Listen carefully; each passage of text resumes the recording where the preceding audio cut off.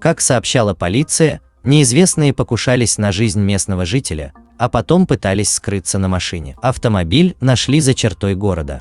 Один из подозреваемых во время задержания ранил полицейского.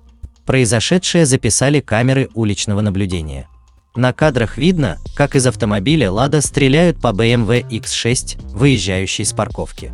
После хлопков водитель BMW выезжает на проезжую часть. Нападавший в это время пытается скрыться и врезается в Toyota Avensis, которая оказалась в этот момент на дороге.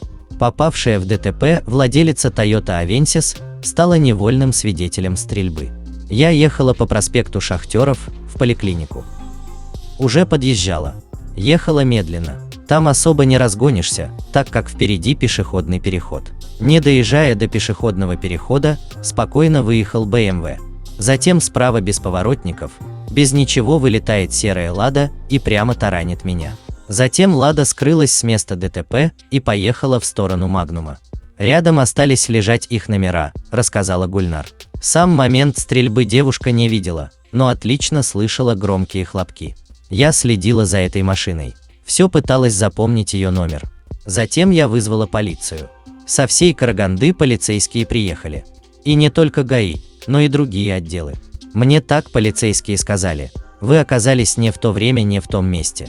После этих слов я задумалась, а кто будет и будет ли возмещать мне ущерб? Номера у этой «Лады» российские. Страховки у водителя, конечно, нет, поделилась местная жительница. В пресс-службе Департамента полиции Карагандинской области факт ДТП пока не комментируют. Говорят, что расследование, в том числе и ДТП, будет вестись в рамках уголовного дела.